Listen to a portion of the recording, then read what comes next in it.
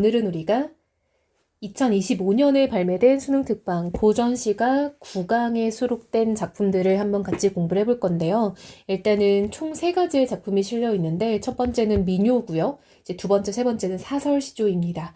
그래서 우리가 과연 이 시들이 어떤 내용인지 한번 살펴보고, 사실상 이게 평민들이 이제 좀 불렀던 노래, 불렀던 시조다 보니까 내용이 어렵지는 않아요. 그래서 그런 부분들을 너무 겁먹지 않고 좀 접근해도 된다고 생각합니다. 자, 여러분, 나물 캐는 노래는요, 민요인데 그 중에서도 노동요예요. 근데 이제 이번 수능 특강에서 이 노동요를 좀 분류를 했는데요. 이 노동요는 실제적으로 뭔가 약간 진짜로 나무를 많이 캐게 해달라고 이제 비는 듯한 그런 노동요들이 있고요. 이건 물론 나물 캐는 노래 노동요에 해당하는 말입니다. 그래서 뭔가 좀 뭐 풍년이라고 좀 한번 크게 잡아볼게요. 풍년을 기원하는 유형이 있고요. 두 번째는 약간 조금 노동을 하는 과정에서 심심하니까 좀 남녀 간의 어떤 연애를 담고 있는 그런 내용들이 있다는 거예요.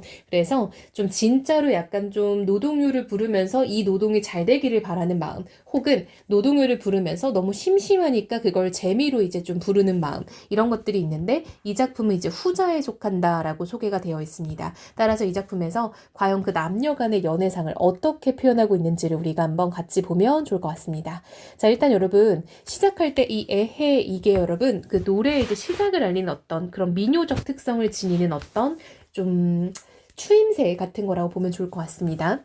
남산 밑에 남도령아, 서산 밑에 서처녀야 라고 지금 얘기를 하고 있죠. 여러분, 여기서 우리 친구들이 언어 유희를 좀 눈에 좀 이렇게 좀 딱 띄면 좋을 것 같아요. 남산 밑에 남도령, 서산 밑에 서처녀. 그래서 이렇게 좀 유사한 말을 반복하는 언어 유희를 쓰고 있고요. 유희니까 당연히 이제 좀 재미를 이제 위해서 쓰는 표현이겠죠. 남도령 서처녀 모이는 김에 강원도 금강산 유람 가자. 첫 닭 울어 밥을 지어 두 해 울어 썩 나서니, 여러분 지금요 첫 닭이 울었다라는 걸 보니까 굉장히 이른 아침이다라는 거 알 수 있겠죠. 그래서 이른 어떤 새벽이라는 시간적 배경이 제시가 되어 있어요. 이리들 가고 저리들 가고 큰 산 밑에 닥쳤구나. 여러분 지금 이렇게 저렇게 어쩌고 저쩌고 해서 결국 큰 산, 지금 금강산 유람가자라고 했잖아요. 그래서 그 산에 도착했다라는 어떤 그 산에 가는 과정을 요약적으로 제시하고 있는 거 알 수 있죠.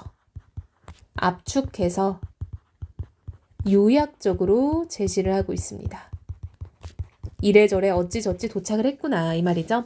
올라가면서 올고사리, 내려오면서 늦게사리. 여러분 이것도 지금 말장난인 거 보이죠? 올라가다 올고사리, 내려가다 늦게사리, 이런 식으로 어떤 비슷한 발음을 지금 배치해서 어떤 언어 유희를 쓰고 있는 거죠.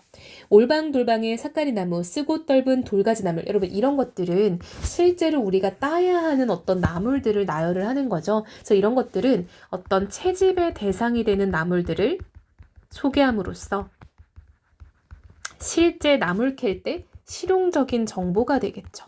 그래서 뭐 마냥 농담 따먹기 같은 연애 얘기만 하는 게 아니라 이런 실용적인 정보도 나누고 있다는 거죠. 이럭저럭 점심때 되어, 여러분 점심때가 되었대요. 지금 시간의 흐름이 나타나는 거 보이죠? 그래서 이 작품은 시간의 흐름, 순행적 구성을 따르고 있다라는 것도 캐치하면 좋을 것 같아요. 점심 먹고서 나물 캐자. 저 건네라 저 바위 위에 물도 좋고 경치도 좋은데 저기 가서 점심 먹자. 서처녀 밥을 둘러보니 여우 같은 쌀밥에다 독조기 보리장을 발라놓고 남도령 밥을 끌러나 보니 수박씨 같은 꽁보리밥. 여러분 꽁보리밥은 온전히 보리로만 지은 이제 밥이거든요. 된장 한 수를 붙여놓고, 자 여러분 지금 이 남자가 싸운 도시락을 보니까요, 도시락이 너무 약간 좀 형편이 없다라고 해야 되나? 한마디로 되게 조촐한 거예요. 그러니까 이제 서로 교환하여 나눠 먹는다라는 거죠. 여자는 상대적으로 반찬을 더 잘 싸운 거죠. 점심 식사를 하실 때 이때 마침 어느 땐고 백년기약이 완연하네. 여러분 쌤이 이거 수업 시간에도 계속 강조를 하는데요. 우리 이제 고전 시가에서 100년의 어떤 약속이 붙는 그런 시간 단위는 결혼과 관련된 단위라고 했었어요. 그래서 약간 좀 결혼 이야기가 오고 갈 것 같은 완연한 분위기가 무르익고 있다라는 거죠. 얼씨구나 좋다, 절씨구나 좋네 라고 해서 여러분 이런 감탄사예요. 이런 것도. 그래서 지금 분위기가 좋음을 얘기하고 있죠. 아니 놀고서 뭣할 건가 라고 해서 지금 인생에 대한 어떤 유흥, 인생을 즐기는 향락적 태도를 보이고 있는 거죠. 자, 그럼 이 작품은 일단 시간의 흐름에 따라 어떤 노동요로서 나무를 캐면서 이렇게 아유 얼레리 꿀레리 쟤네들 눈 맞았네 뭐 이런 식으로 조금 재미를 이제 표현하면서 노동을 즐겼던 그 당시에 이제 이런 풍습이 작품에 담겨 있는 거고요. 전반적으로 민요다 보니까 이제 좀 구어적인 느낌이 굉장히 강하죠. 그래서 어려움 없이 우리가 좀 읽어볼 수 있을 것 같습니다. 자, 이어서 바로 사설시조 두 개도 같이 볼게요. 여러분 이 두 시조는요. 사랑에 관한 이야기를 하는 시조들이에요. 그래서 사랑에 관해서 어떤 이야기를 하는지 한번 읽으면서 정리해 볼게요. 사랑을 찬찬 얼동여 뒤설머지고. 자, 여러분 사랑이라는 건 감정이니까요. 사실상 뭔가 이게 좀 구체적으로 감각적으로 느껴지는 게 아니잖아요. 그래서 이 부분은요. 사랑이라는 형상이 없는 추상적인 관념을 얼동여서 뒤설먹다라는 거는 한 덩어리로 만들어서 등에 지었다라는 느낌인 거예요. 그래서 그렇게 구체화하고 있죠. 특히 이거는 시각적으로 형상화했다라는 거 알 수 있겠죠. 태산줄령으로 허위허위 넘어갈 때, 여러분 태산줄령은 고개령자거든요. 그래서 아주 클 태자고요. 이게 주는 이제 험하다라고 보면 돼요. 험한 고개령자입니다. 고개로 허위허위라는 건 여러분 음성상징어거든요. 뭔가 약간 좀 허둥지둥, 뭔가 좀 힘들게라는 음성상징어예요. 넘어갈 때 그거를 모르는 번님네는 그만하여 버리고 가라 하건만은. 자, 여러분 그만해서 뭐를요? 내 등에 진 짐을. 근데 그 짐은 이꼴 뭡니까? 그 사랑이죠. 그 사랑을 버리고 가라. 왜냐면 힘드니까. 하건만은 가다가 자질러 눌려서 죽을 망정. 즉 뭐에 눌려요? 그 짐에 눌리는 거죠. 근데 그 짐은 이꼴 사랑이죠. 사랑에 눌려 죽을 망정 난 절대 안 버릴 거래요.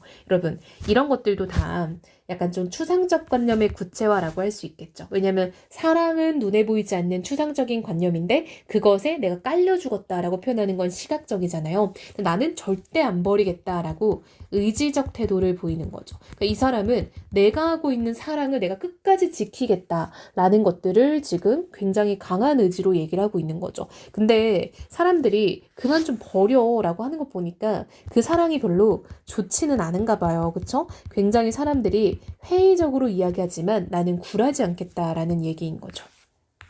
자, 두 번째 시조도 볼게요. 모시를 이리저리 삼아 두루 삼아 감삼다가, 여러분 감삼다라는 거는 어떤 이제 우리가 옷감을 만들 때 쓰는 용어인 거 알 수 있겠죠. 여기서 삼다는 삼이나 모시 따위의 섬유를 가늘게 찢어서 그 끝을 맞대고 비벼 꼬아 있는다라고 되어 있잖아요. 그래서 이런 것들은 어떤 그런 전문 용어네요. 그쵸? 가다가 한가운데가 똑 끊어지거늘 호치단순. 여러분 호치단순은 이제 치아와 입술로, 입술 순자예요. 그래서 치아 입술로 홈 빨며 감 빨아, 즉 흠뻑 빨고 감아 빨아서. 여러분 우리 친구들 바느질 안 해봐서 모르겠지만 그 실 같은 거 약간 좀 바늘귀에 잘 안 들어갈 때 할머니 같은 분들이 이제 이렇게 입에 넣어서 침으로 그 실 끝을 정리하는 그런 게 있거든요. 그래서 그렇게 잘 빨아서 섬섬옥수 예쁜 손으로 두 끝을 마주 잡아 비붙여 비벼서 이으리라. 뭐를? 저 모시를. 한마디로 여러분 모시가 끊어지면은 그걸 나는 잘 잊겠다라는 거죠. 우리 임 사랑이 그쳐갈 때도 저 모시 같이 지규법이죠. 이으리라. 여러분 이것도 의지적 태도죠. 한마디로 우리의 사랑이 끝나갈 때도 내가 모시시를 이었던 것처럼 내 사랑도 잊겠다라고 얘기를 하는 거죠. 따라서 내 사랑도 그렇게 이으리라 라고 하는 걸 보니까 이 부분 역시 추상적 관념의 구체화가 쓰였다라는 걸 알 수 있겠죠. 사랑이라는 눈에 보이지 않는 어떤 추상적인 관념을 모시실처럼 잊겠다라고 표현을 하는 거잖아요. 그리고 여러분 이거는 이제 비유적인 태도인 거죠. 이런 걸 우리가 유추, 비유 라고 볼 수도 있겠네요. 즉 저 모시실처럼 내 사랑을 잊겠다라고 얘기를 하는 거죠. 그래서 여러분 원래 평민들의 주된 여건 이야기거리는 사랑과 이별, 일상적인 이야기들이 많았어요. 그래서 이 부분 역시 사랑에 대해서 이야기를 한다는 점에서 우리 친구들도 어렵지 않게 공부할 수 있을 것 같습니다.